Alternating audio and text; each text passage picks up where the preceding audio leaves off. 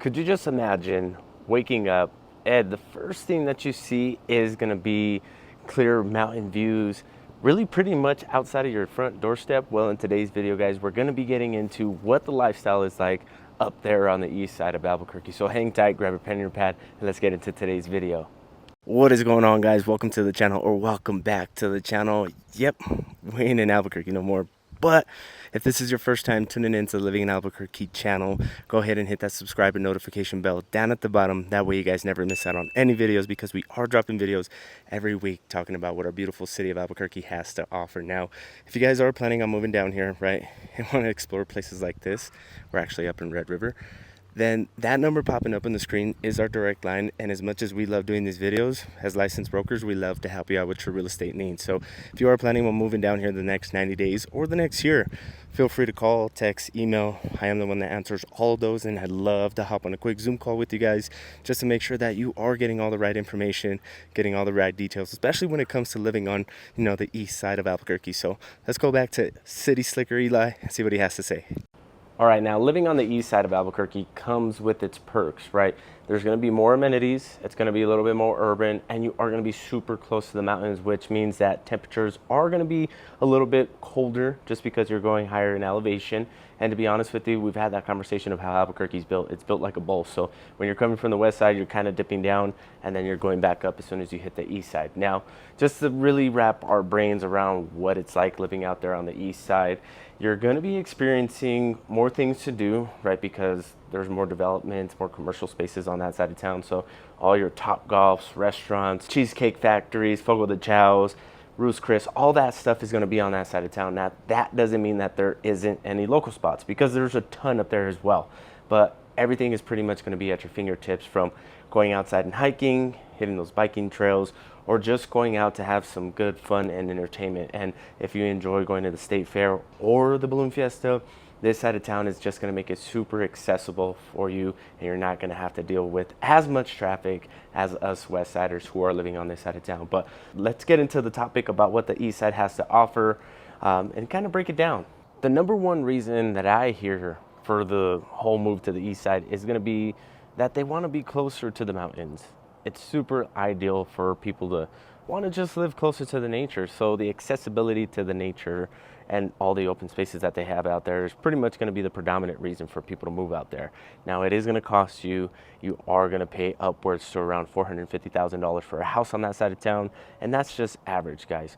But really, if you are that kind of nature buff, you like being outdoors, and you enjoy just pretty much walking out your front door and being on some pretty decent hiking trails or biking trails, then this side of town is going to be for you. And you might find like-minded people out there, because there is always people out there. And just to be honest with you guys, the mountains, even from where I live, is about 15 minutes away from me. So, I mean, how much closer you want to be all just depends on you and if you can afford it, right? One big thing that I will tell you as a parent is that the east side has more availability of schools and more diversity when it comes to those kinds of schools, right? They have private schools, they have charter schools, and they just got your regular public schools. So all depending on what your preference is, if you got kiddos, if you're moving them down here, this side of town is just going to offer so much to you guys that, I mean, you're just going to have so much choices. I mean, whether the kid is an athletic kid and you want them to strive in their athletic department, you might send them to places like La Cueva because they got an awesome sports program. You might send them to Del Norte because it's super close to where you're living, right smack dab in the middle of the east side. Or you just might send them off to, a different charter school, or Hope Christian School, which is a private school on that side of town. So all depending on what your preference is and what is really important to you as a parent for your kids' education. And there's a ton of great resources that we have for you guys that can help you determine that. I highly recommend hitting up niche.com, just because they got tons of great information on all the schools that are on that side of town. So excuse the mess, because we're heading off to the mountains, because New Mexico isn't just filled with a bunch of dirt and cactuses, guys. I keep telling you this. And the accessibility to entertainment, food, and dining and all that stuff out there on the east side, I mean, you're just going to have so much to choose from that you're not going to know what to do, right? And especially because a lot of the major events are always happening on that side of town, like the state fair, the flea market that we have going on every weekend, going to Cliffs, Hinkle Family Fun Center, Topgolf, all these great places that provide a bunch of fun things to do for you and your family, or just you yourself, right, are going to be on this side of town. So really getting out there, having some fun, even hitting up some breweries is going to be super easy, because everything that you could ever want is going to be on this side of town, even down to like shopping, guys. All the Walmarts, all the Targets, the malls, uptown shopping centers, and Windrock is on this side of town. So you're not going to lack in things to do. If you lived on the west side, you'd probably be traveling a lot to the east side just to get all of that, right? Because I know we do, for one.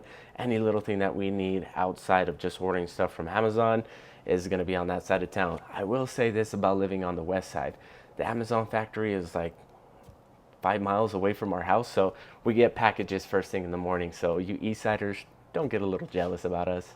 Now, a great conversation to have about living on the east side is that the traffic on that side of town isn't going to be as bad as anybody that has to live on the west side, right? Because I don't know if you guys have watched my previous videos, but I tell you that if you're traveling westbound in the morning, there's really going to be no traffic, to be honest with you guys, because everybody lives on the west side, right? There's so much residential neighborhoods on this side of town, and it's a little bit more affordable than the east side, to be honest with you, that majority of the time people are just traveling from this side to the east side because all the jobs are on that side of town.